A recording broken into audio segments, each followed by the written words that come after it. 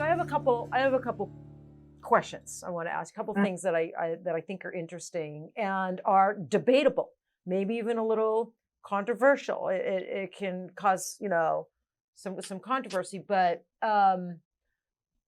so my first question is, I see some lines launching now that are kind of stating the fade time will last 1 year or will last 1 to 1.5 years. Personally, I don't. I kind of feel where the question's going with this, Taryn. Go for it. I just wonder how can a pigment line state unequivocally, like in writing, how long their pigments will last on a client? Well, they can't, Taryn. But they're doing it, which is a little. It's marketing. It's marketing smoke and mirrors. Yeah, I guess that's what we call it, right?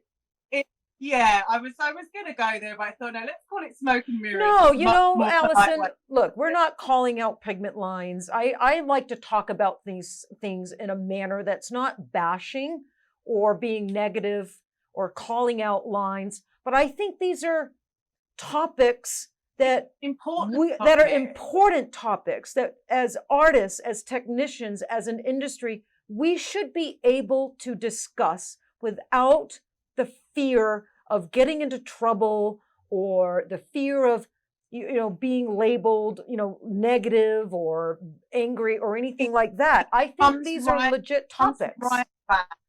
Right back to being nerdy and to what we were talking about when we were just chatting in the warm-up, that I think that the thirst for knowledge in the industry is so much more than it was 10 years ago, which is a good thing, but that there are these misconceptions that get peddled out there. I still see people advertising and calling permanent makeup semi-permanent, right? Or saying that if you use semi-permanent pigment over a pigment, it's going to last different or heal different. Right. I still see people talking about the fact that microblading can be done so lightly that we can guarantee that it won't be there in a year. It's just a crock of nonsense. Well, you know what I think is a little understand. Well, what I find kind of convenient about this new marketing that I'm seeing, like I've never seen in all my years a pigment line state how long their pigments will last, like a year. I mean, they're actually even giving like a year to a year and a half. I've never seen. But we know where that's come from, Terry, and that's come from that fear or that realization of so many artists that they've been using super strong pigment line. Yeah, exactly. And I was just going to say that. Seeing Mrs. Smith coming back at 4 years with a grey oversaturated eyebrow still, that their marketing has had to shift with these exactly call them soft and refer to how long they're going to last, because do you remember the marketing, when the organics first launched, is no need for modifiers. I mean, I just remember LI getting bashed by the new, another, frankly, that pisses me off. Well, people accused LI. Yeah, well, the new organic lines all launched, and they were saying, and the marketing then was, these are so strong, they will overcome and cover up any undertone. These are so strong, and they're pre-modified. No modifiers are needed anymore. LI was pre-modify mean? I mean, no one. Yeah, but then it didn't take long, Allison, to see modifiers starting to be, introduced to these new lines. Absolutely. And that's what people always would say. Oh well, it's pre-modified. Well, what does that mean? Well, it means that there's been a little bit of additional warmth. Does it mean that you can use it on every single client out of the bottle with the same on everyone in the same way? Of course not, because everybody isn't fits to 21 years old with virgin skin. You know, they're not. You can't use that color in the same way on someone who is more mature, who's got sun damage, who's got a rust undertone. It's not going to be the same.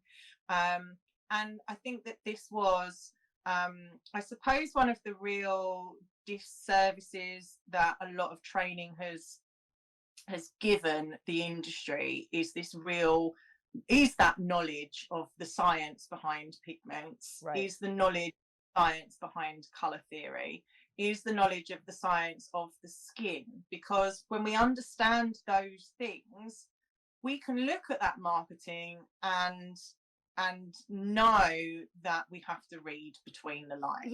I think there's you know, companies and brands out there that are trying to you know, if the struggle is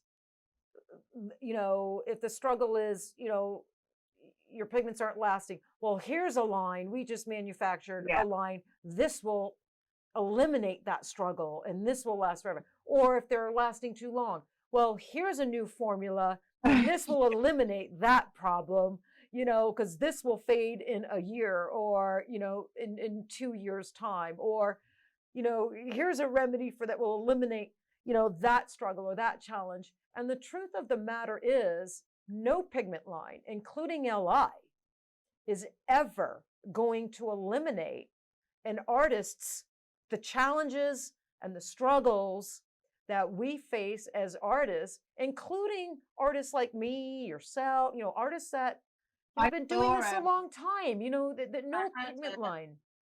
I had an artist send me a screenshot about a month ago, and she said, "Have you used these pigments?" And I said, "No, I haven't." And the claim of this particular pigment was that it doesn't shift tone at all. I can't remember the actual words, but it doesn't shift at all. And I think it even said like guaranteed. It was that. Wow. It was that. You know, it was that bold in its statement. Right. And I think I replied, the person had sent it to me saying, like, "Is this true? Is this possible?" And I was like, well, no. Again, it's not possible. And it's not the pigment's fault. It's the skin. It's the way skin desquamates. It's the way that the skin regenerates.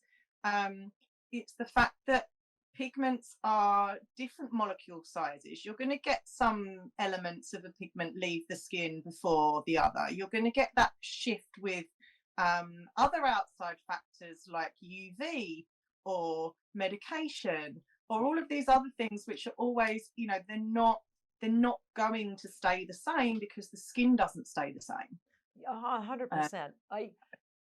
So the other thing I wanted to touch on is the myth, right? Because there's a lot of misconceptions in this, as you mentioned, is the myth that iron oxides, they all age red. They turn red. They all red.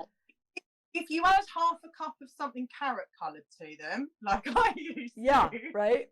Yeah, it's going to be a higher possibility. And I think that that's where a lot of that misconception comes from.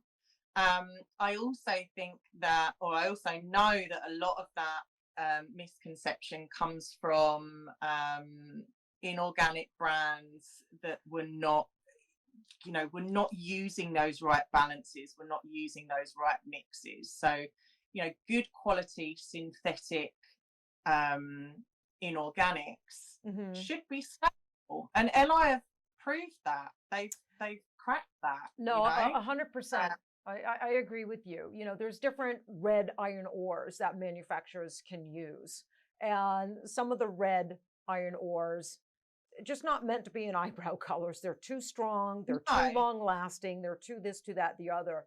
So we've really, through trial and error over the last 30 years, we've really narrowed down our red ores to where, LI, you know, I wouldn't say never, because like you said, no pigment line. I've always been super honest. I wish I could guarantee that LI would never change color, but you can't guarantee that because there's so many outside variables. What I can say 100% with 100% honesty is LI pigments are very stable, and they They're do very stable, and they do tend most of the time on most clients with good technique, choosing the right color, do age very, very stable.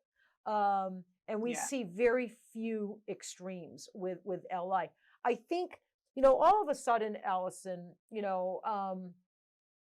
I think, where LI, we never, ever, ever saw anything go red. We just never did in all those years. And then the techniques and the needles started to change. We went, the whip shading technique got very, very popular. Tattoo implanting more shallow got very, very popular. And small needles became very, very popular. Those three things, all of a sudden, whip shading, implanting shallow, and using small needles, the single, all became very popular. And then all of a sudden, I could not deny it. I saw, people using LI in 6 months to a year, that eyebrow appeared red or appeared pink, and I couldn't deny it. And I did not, for a couple of years, I did not know what was going on. I'm on the phone with the chemist of LI. We're trying to figure it out. And it wasn't always too much orange. I knew there was something else going on.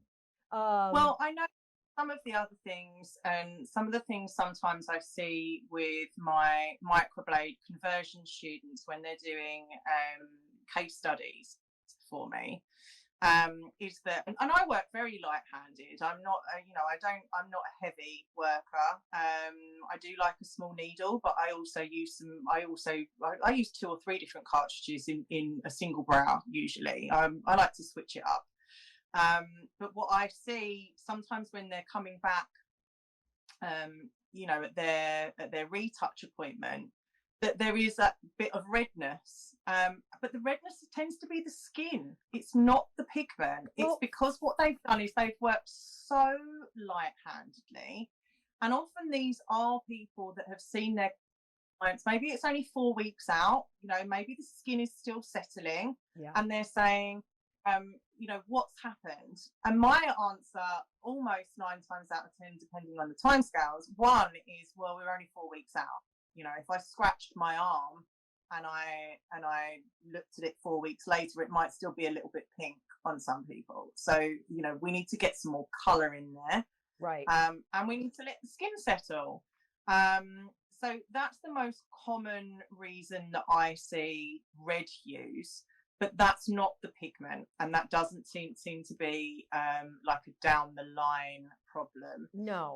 The big issue that I definitely know that I had, and that I definitely know that a lot of my colleagues in the UK had, was the modifying, was that we were taught to add too much. I mean, it was a revelation for me, Terry, doing your colour theory course when it first came out, and you saying about using ungrey and just using the end of like a toothpick. I was like, what? Really? I'm wasting so much of this precious modifier, but also what have I been doing?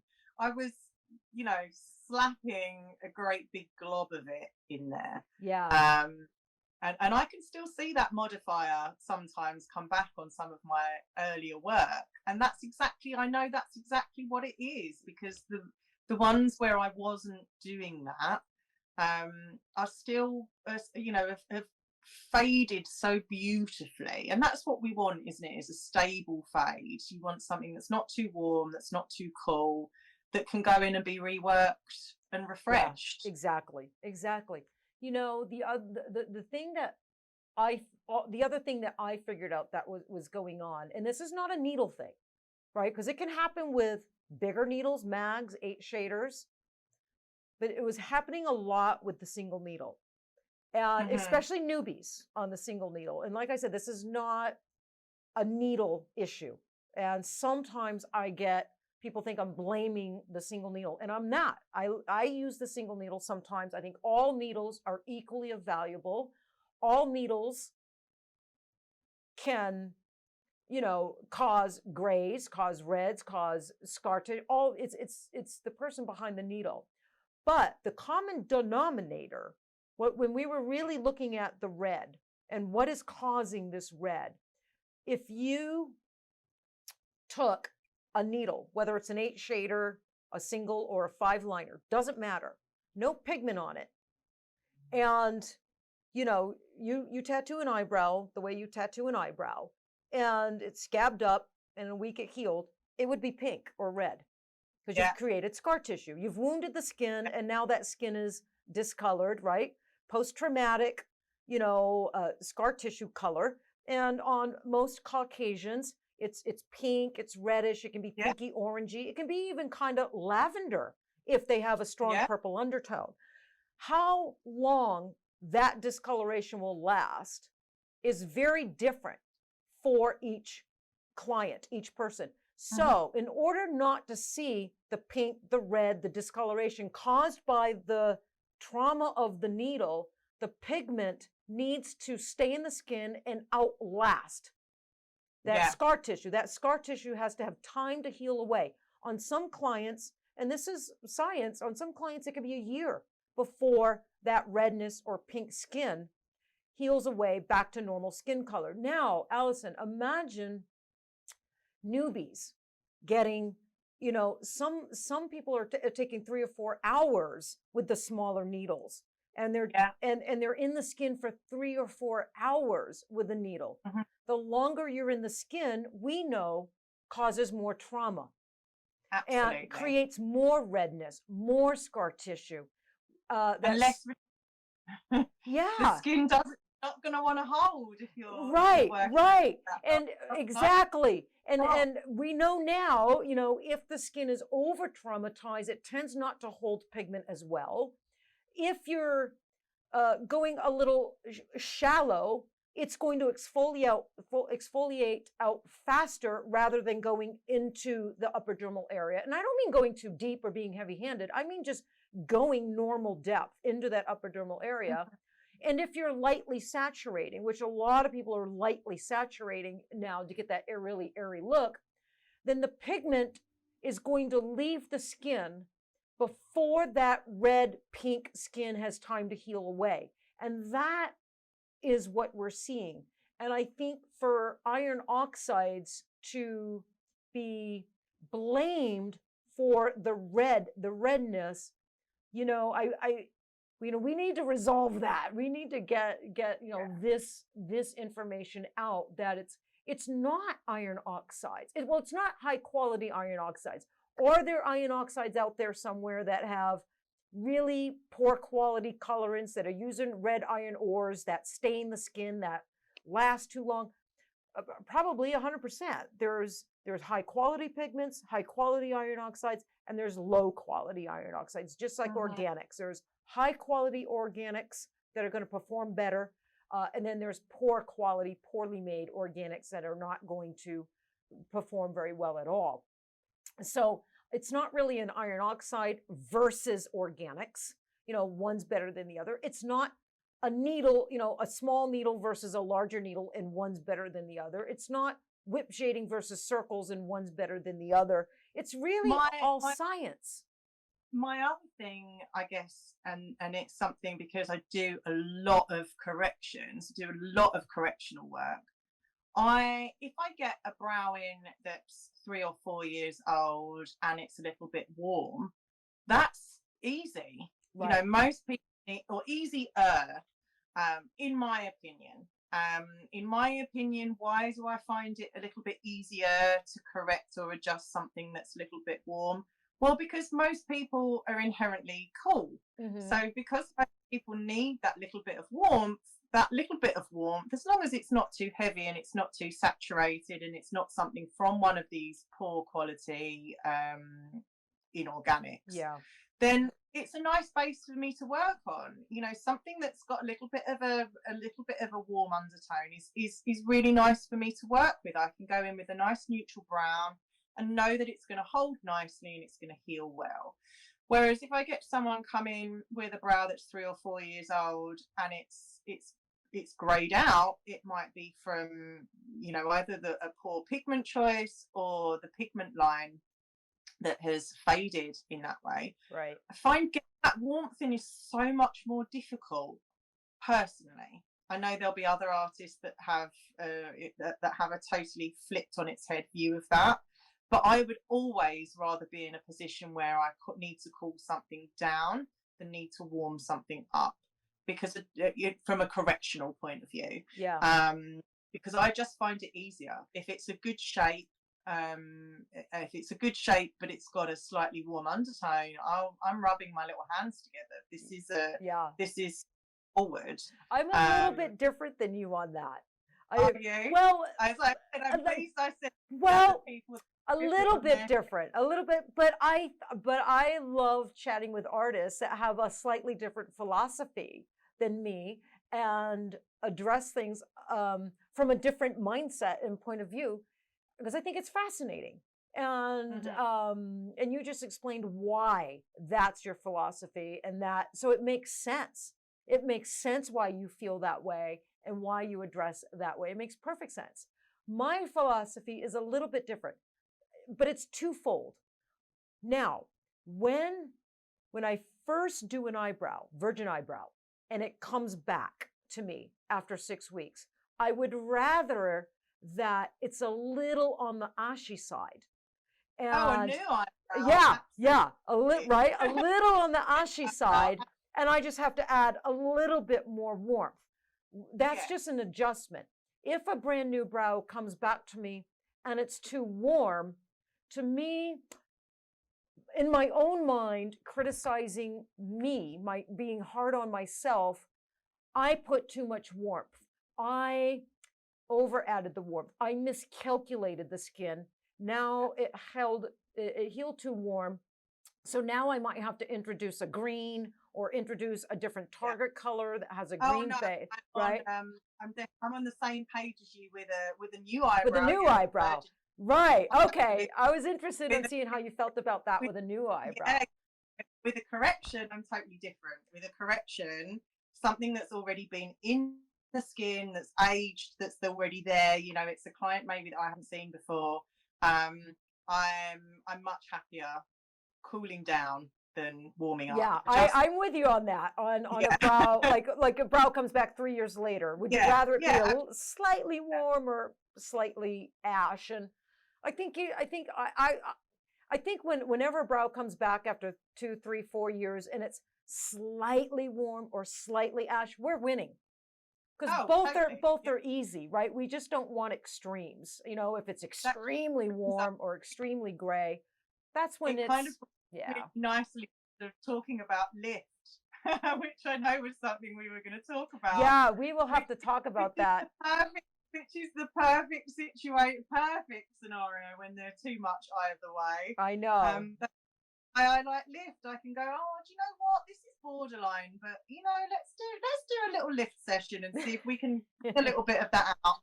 Make it a little bit friendlier of a canvas to work on. And quite honestly, that's what I use. You know, I know that I think that with removal, when I first started using lift, I thought I was just going to battle a whole world of terrible eyebrows. I thought it was going to be complete removals that I was doing. And in truth, most of the work that I do with lift is correctional. It's to make a little bit more space in the skin. Yes. To make something less ashy if it's ashy, to make something less warm if it's, you know, oversaturated and warm, and give myself a better canvas to work on. And it's, you know, I just think that everybody should have that skill or that option. There is just so much correctional work now. How wonderful it is that so many people in the population have been introduced to permanent makeup. But as we journey through, and especially as we journey through a lot of clients now that will have had these really steadfast, strong pigments used on them, you know, removal methods are going to become an essential part of your arsenal, so that you're not throwing you're not having to turn those clients away. Yeah. Or being unethical and taking them on and trying to fix something that you think is probably past its best. Yeah, for sure. I think going into corrections, it's just being a strategic thinker. And that's always been me. I'm a Virgo. I'm super analytical. I'm very strategic in my thinking, with every client in every case. And it's just being super strategic. Like, and yeah, you don't have to remove all the pigment a lot of times if the shape is really good. Sometimes you just have to do 1 or 2 sessions and pull 30 or 40% of that pigment out to create new space to now go in with, a modifier or, a more appropriate, target color. I was sitting, so I was in the airport the other day, and I never really peruse Facebook. I just don't. I don't sit on my phone and scroll through, look at what, I don't do it too often. I don't have a lot of time. But I was in the airport and I was doing that, and we had a delay, the weather was bad and whatnot. And, I did it a couple of days. I have to tell you, I posted about it. To see the words emergency removal being used by, and maybe I sound like I'm tooting my own horn a little bit, but Allison, to sit there and see technicians all over the world use the words emergency removal all over the world. Even other saline brands are now using it. I got on a website on another brand and they're even using the word, like, those are 2 words that I just kind of came up with in the heat of the moment because it was a client and to now, not only is, and I did trademark it, and it was just like this epiphany. It's like, oh my God, I got a little verklempt. I got a little emotional and a little teary-eyed, and I'm showing Kat, and I'm like, this is not just 2 words. This is not just a technique. This has become a service. Emergency removal has become something really extra special about emergency. Yes, and it's crazy. It blew my mind. It's crazy. When I'm teaching the lift students, I always say, it's something special about this person that's reached out to you. Their day has not gone as expected. No one puts themselves in the chair for a procedure wanting it to go badly. I think a lot of our clients fear it. I think that so many of my clients will sort of say, oh, I'm really a bit anxious, or I'm excited, but I'm nervous. And the nerves is always because they have that fear that it's not going to go well. Well, when that becomes a reality, how awful is that for that person? But how wonderful and how powerful that it is that you can give them back some control. And I'll always say when I'm teaching my students that it's you have to approach those really delicately, not from a technique point of view, but from a persona point of view. This person's reached out to you, and to them it is an emergency. Something has happened that if they don't change or address it pretty quick, is going to have long-term, long-lasting consequences for how they look. And that's a big deal for a lot of people. It is a big deal. It is a big deal. And that's how I started calling it emergency removal. As the client, it was her daughter's wedding was coming up, and she got her brows done. And I declined her. I said, well, because this was the theory. For years, we were taught, and it was instilled in us, that you can't remove anything fresh. You have to let it heal in and then go back in and break open the skin. And to be honest with you, at some point that didn't quite settle with me. It didn't quite make sense, because in my training classes, if I had a student that made a mistake, I would put some saline on the mistake, and that mistake wouldn't heal in. But yet I was afraid to really explore that and experiment with what I was seeing and doing in a training room, not allowing fresh work to heal in when a student made a mistake. I was a little nervous taking that to the next level and trying it on a brand new whole pair of eyebrows for a client. I didn't know if I would burn their face off. I didn't know. I don't know. I just had all these like, what if something really goes wrong? So I was really conservative. But lo and behold, it worked. And then I got a few colleagues involved. I got Amber and Michonne here doing it. I got a couple other colleagues. And once we got about 15 or 20 cases under our belt, we're like, this is working. This is working, and this needs to be taught.